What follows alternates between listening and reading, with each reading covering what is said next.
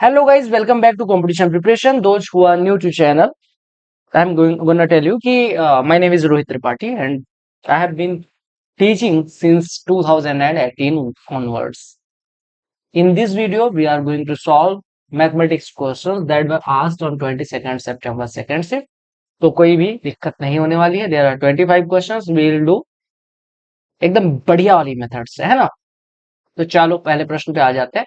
खगोलीय समीकरण को संतुष्ट करने के लिए इसकी जगह पे क्या आएगा. देखो आपको दिख रहा है कि यहाँ पे क्या लिखा है 2√5. We can write 2√5 as 2 into √5 into 1 यानी 2a भी लिखा हुआ है. यानी आगे क्या आएगा a स्क्वायर माइनस तो a square plus b square minus 2a भी तो दिया गया. तो a स्क्वायर √5 का स्क्वायर प्लस b स्क्वायर 1. तो ये कितना आ जाएगा 6. कहा 10% की दर से 3 वर्ष बाद 25,000 की राशि पे चक्रवृद्धि ब्याज होगा. 10% की रेट से 3% 3 साल का चक्रवृद्धि ब्याज कितना होता है 33.1%. तो इसका 30% कितना हो जाएगा 7500. 30% कितना हो जाएगा 750. 0.1% कितना हो जाएगा 1% 250. 0.1% 25. तो 75 7 8275 रुपए आपका. ये कहा गया यदि किसी निश्चित धनराशि पर 3 वर्षों के लिए 6% की दर से साधारण ब्याज 3 वर्ष में 6% यानी कि 18% ब्याज मिलेगा. 18% बराबर 360 यानी कि राशि कितनी हो जाएगी 2000. अब 2000 पे 5 वर्षों के लिए 8% की दर से यानी 40%. तो 2000 का 40% पूछा गया. कहा गया 0.875 को सर्वोत्तम रूप से इस प्रकार वर्गीकृत किया जा सकता है. देखो 0.875 को क्या लिख सकते हैं 875 बाई 1000. 25 से काटेंगे 40 हो जाएगा. 25 से काटेंगे 25 75 25. फिर 25 से काट देंगे 5 से काट देंगे 7 हो जाएगा. 5 से काट देंगे 8 हो जाएगा. 7/8 क्या है पूर्ण संख्या नहीं है, होल नंबर नहीं है, इरेशनल नंबर नहीं है क्योंकि इसको रेशनल नंबर के इंटीजर नहीं है. तो इसको हम रेशनल नंबर के फॉर्म में यानी रेशनल नंबर क्या होती है that can be the number that can be represented in the form of p by q and p and q are coprime numbers as well as integers. कहा एक athlete 300 metre की दौड़ 25 second में तो उसकी स्पीड कितनी हो जाएगी 300/25. अब अगर इसको किलोमीटर प्रति घंटे में बदलना है तो मीटर पर सेकंड से किलोमीटर प्रति घंटे में जाने के लिए 18/5 से मल्टीप्लाई करते हैं. 25 से काटेंगे 12 हो जाएगा. तो 12 गुणे 18 कितना हो जाएगा 216 और /5 216/5 कितना हो जाएगा 43.2 किलोमीटर प्रति घंटे. एक पिरामिड जो है वो एक क्यूब में इंस्क्राइब्ड है इस प्रकार से कि आधार और शीर्ष के केंद्र पर स्थित है. पिरामिड का है. देखो अगर किसी घन के अंदर बनाया गया तो उसका जो आधार होगा ना वो स्क्वायर हो जाएगा. आधार स्क्वायर हो जाएगा और हाइट जो होगी हाइट जो होगी वो क्या हो जाएगी उसकी साइड के बराबर. तो हम कह सकते हैं पिरामिड का वॉल्यूम क्या होता है 1/3 into area of base into height. 1/3 into area of base कितना हो जाएगा एरिया ऑफ बेस 12 वाले स्क्वायर का एरिया 144 इंटू हाइट कितना हो जाएगा 12.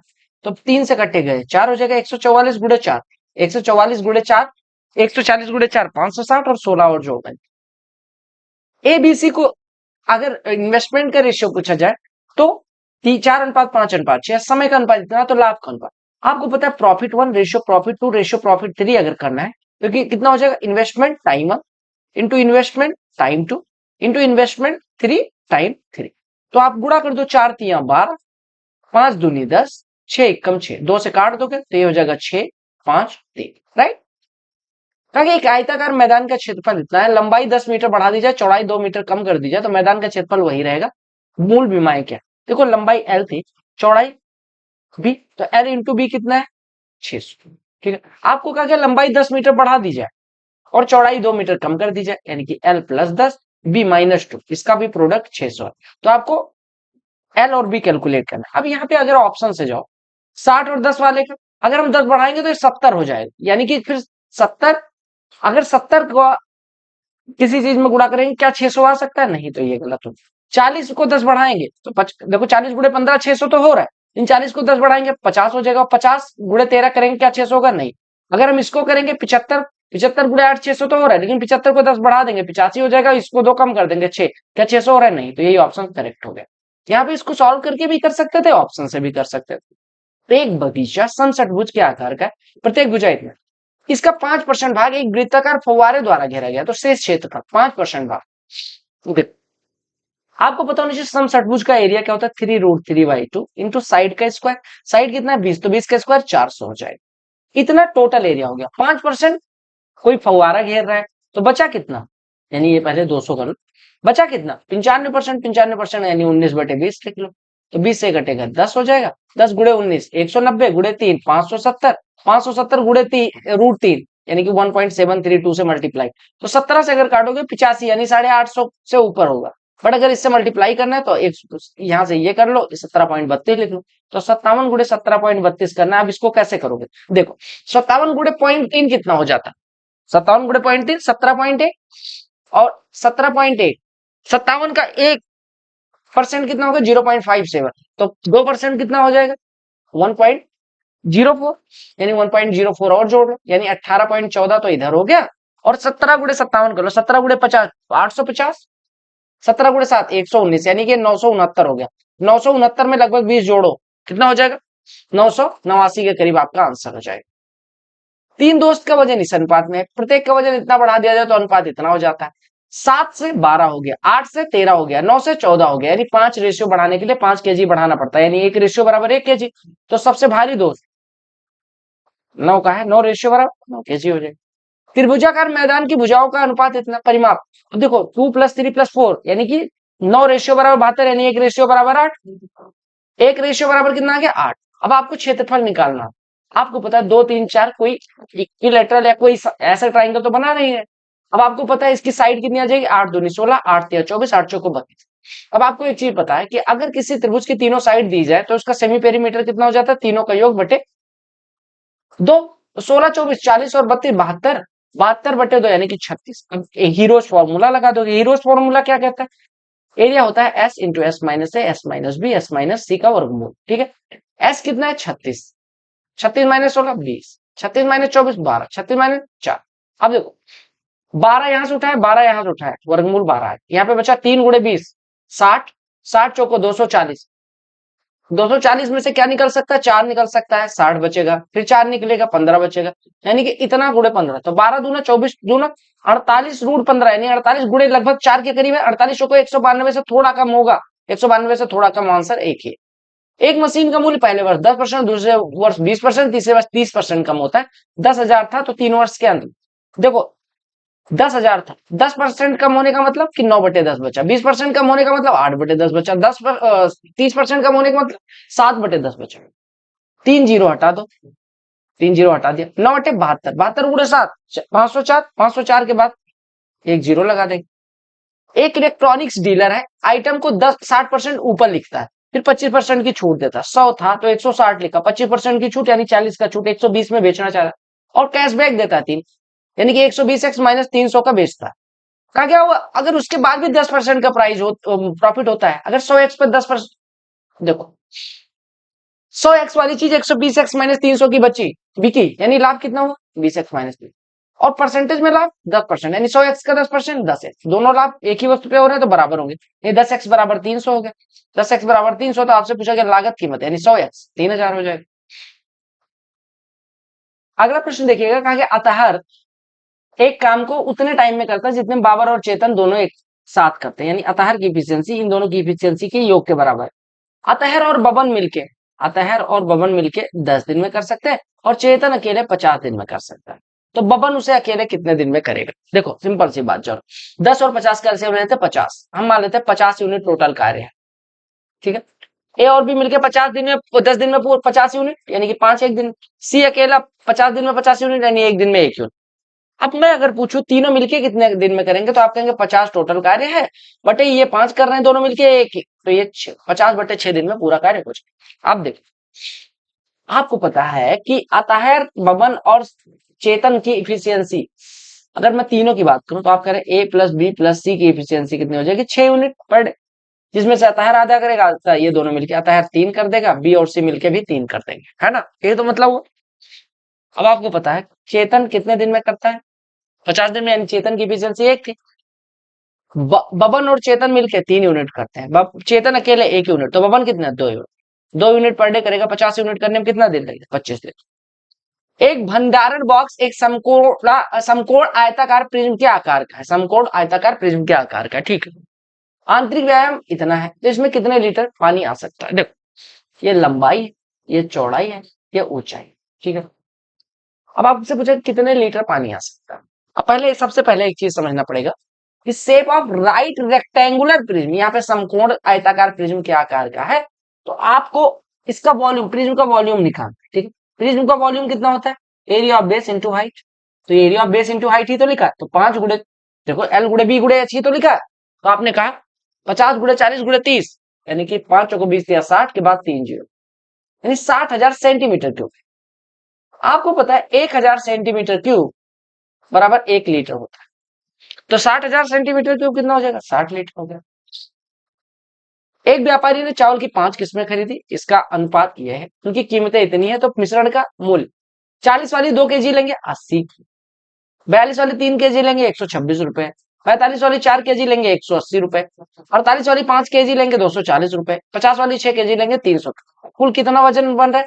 2 3 5 4 9 5 14 6 20, जोड़ दो 80, ऐसे ना जोड़, 80 और 180 कितना हो गया? 260, 260 और 240 500, 500 300 800 1 926, 926 बटे 20, 2 से काटोगे 463 बटे 10, यानी 46.3 इसका औसत मूल्य हो जाएगा, ठीक है। तो यहाँ पे गलत दिया गया है, ये आंसर जो है ये 46.3 ही होना चाहिए। एक बार फिर से जोड़ लेते हैं, ठीक ही होगा कि 5 उनका वजन का प्रति किलोग्राम, इनकी कीमतें इतनी है, ठीक है। तो आप कहेंगे कि इसका वजन, औसत वजन क्या हो जाएगा? 40 वाली 2 केजी 80, 42 वाली 3 केजी 126, 45 वाली 4 केजी 180, 48 वाली 5 केजी 240 हो जाएगा, 50 600 300, 300 ये हो गया, और ये मिलके 260 और 800 हो जाएगा, 800 926, एकदम सही है, हमारा कहीं नहीं गलत, ठीक है। एक मिश्र धातु में टिन और तांबा का अनुपात, यानी कि टिन और कॉपर का रेशियो 5:3 है। दूसरी में 3:1 है, टिन और कॉपर का रेशियो। क्वांटिटी फर्स्ट केजी पहले वाले 20 केजी के साथ, नहीं सॉरी, कहा गया कि पहले की कितनी क्वांटिटी दूसरे के 20 केजी के साथ मिलाया जाए ताकि रेशियो 4:2 हो जाए। अब आप देखो, पहले में टिन का हिस्सा की बात करें तो 5/8 हिस्सा है, दूसरे में 3/4 हिस्सा। इसको हमें बनाना कितना है? 4/6। तो आप कहेंगे देखो, अगर मैं इसको 3/4 में से 4/6 घटाऊं तो कितना हो जाएगा? 3/4 माइनस 4/6। हमें बेसिकली क्या करना है, इसको रेशियो क्या रखना है? x/20 रखना है, ठीक। अब देखो, हमें कह रहे हैं 5/8, 3/4 और 4/6 को मिक्स, 5/8 और 3/4 को मिक्स करके 4/6 वाला बनाना है। तो मिक्सचर एलिगेशन से 3/4 में से 4/6 निकालोगे वो कुछ आएगा, 5/8 को 4/6 में से घटाओगे वो कुछ आएगा। इसको 20 के बराबर है तो x की वैल्यू, यानी 20 बराबर इतना है तो x बराबर, एक तरीका ये हो। दूसरा मैं कह रहा हूं कि 5 वाला मान लो x मात्रा ली गई, ठीक है, x मात्रा ली गई, या हम कह सकते हैं 8x मात्रा ली गई, तो 5x ये हो जाएगा। और 20 में 3:1 के रेशियो में, यानी कि 15 ये हो जाएगा 5x, तो 5x प्लस 15 इसका हो गया। और ये कितना हो गया? देखो 3x प्लस 5 और इसका अनुपात 4:2, तो गुणा कर दो तो कितना हो जाएगा? 5x प्लस 15 बराबर 6x प्लस 10, यानी x बराबर कितना हो जाएगा? 5, x बराबर 5 हो गया, तो 8x बराबर कितना हो जाएगा? 40। अब आप देखो जो मेथड आपको सही लगे वो करो। अगला प्रश्न देखिएगा, साइन ए बराबर इतना दिया गया तो आपको इसकी वैल्यू निकालनी। अगर आप देखो, अगर मैं स्क्वायर करूंगा तो ये 3 स्क्वायर साइन स्क्वायर ये आएगा, 4 स्क्वायर कॉस स्क्वायर है, यहाँ 4 स्क्वायर साइन स्क्वायर है, 3 स्क्वायर कॉस स्क्वायर है, तो यहाँ से मतलब 3 स्क्वायर अगर कॉमन लेंगे तो यहाँ पे तो साइन स्क्वायर आएगा, यहाँ पे कॉस स्क्वायर आ जाएगा, जिसकी वैल्यू 1। अगर मैं यहाँ 4 स्क्वायर कॉमन लूंगा तो 4 स्क्वायर कॉस स्क्वायर है, 4 स्क्वायर साइन स्क्वायर, यानी 4 स्क्वायर कॉमन ले लूंगा तो साइन स्क्वायर प्लस कॉस। और 2a भी साइन ए कॉस है, यहाँ भी होगा, यानी 2 गुणे 3 गुणे 4 कॉस है साइन है, यहाँ पे भी 2 गुणे 4 गुणे 3 साइन ए कॉस है, लेकिन यहाँ निगेटिव होगा, यहाँ पॉजिटिव कट जाएगा, तो आपका आंसर कितना बचेगा? 9 + 16 25। Sign A plus cos a बराबर √2, तो साइन क्यूब ए प्लस कॉस, अगर इसका क्यूब कर दे तो साइन क्यूब ए प्लस कॉस क्यूब ए कितना हो जाएगा? साइन क्यूब ए इधर हो जाएगा plus cos cube A plus 3 sign a cos A